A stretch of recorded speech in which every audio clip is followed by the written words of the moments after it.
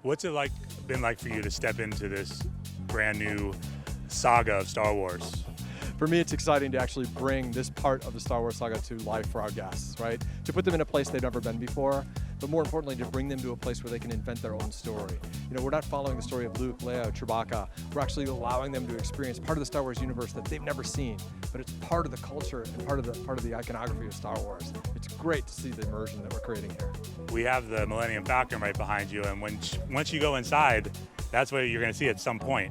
Absolutely, but you're gonna have to find the Falcon, right? This is about discovery. It's about self-awareness and where you want to go in your own way, right? Your own discovery. The Falcon is at the base of this beautiful conning tower that's to the left there, but it's not just out in the opening. There's so much more to see and do. There's so much to experience in the village, the ancient market, right? To understand, what it's like to be in a trading port on the edge of wild space. The sights, the sounds, the smells, just the whole experience.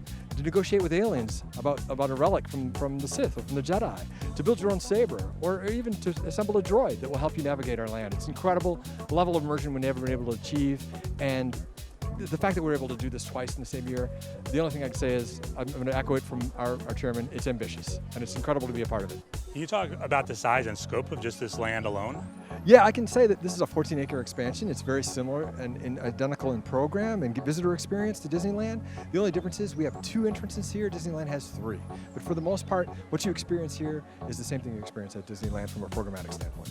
From a high-level perspective, what role has technology played in allowing you to bring Star Wars to life and interact, the interactivity aspect? Yeah, we're leveraging technology in the way that forwards and furthers the storytelling, right? So not technology for technology's sake, but we are innovators and incredible innovators. Our R&D people are brought to bear on a daily basis. Of course, audio and electronic figures, but also the technology we're bringing forward in Rise of the Resistance is like nothing we've ever seen. The integration of those ride systems, incredible.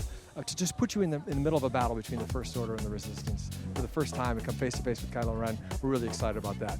Also, simple things, right? To deliver more content, more depth, more experience for the deep fan, using our Play app, leveraging the handheld technology to actually discover parts of the world that you otherwise wouldn't be able to discover, to unlock doors, to interpret codes, to go on missions, to solve problems, all on your own, right?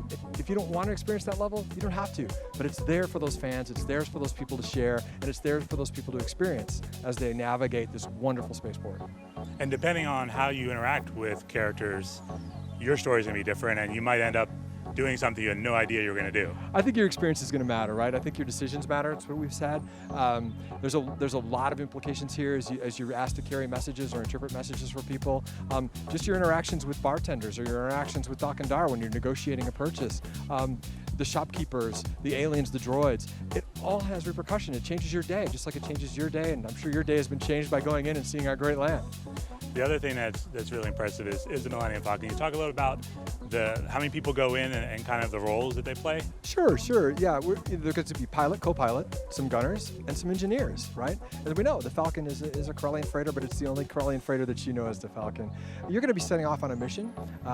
You've got to retrieve something for a very important client.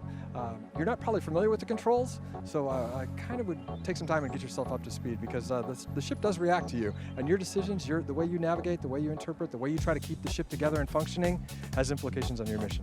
People are used to a very basic version of that from Star Tours, but I understand there's a Star Tours connection over here at this Galaxy's Edge. Well, at the end of Star Tours, we're actually taking you to the center of Batuu in one of the sequences that end. And for the first time, we've been able to take people into our project before the project opens, which is very exciting. But the differentiation of the Falcon experience, the Smuggler's Run experience, is that there is no pilot assisting you. I mean, you are the crew. You've got to go get it done. And that's what makes it so incredibly exciting. That's what makes it your Star Wars story. That's what makes this story more immersive than ever before. And speaking of immersive, even when you just walk in here, can you talk a little about the storytelling and the detail, even in the way that this was blasted? Yeah, level of immersion in storytelling is rich. You know, we needed to deliver on 40 years of pent-up demand to live in a Star Wars story. Not to just go to a Star Wars attraction, not to just go to a Star Wars walkthrough, not to just go to a Star Wars ride, but to be in a place that they've never been, that feels like the Star Wars galaxy.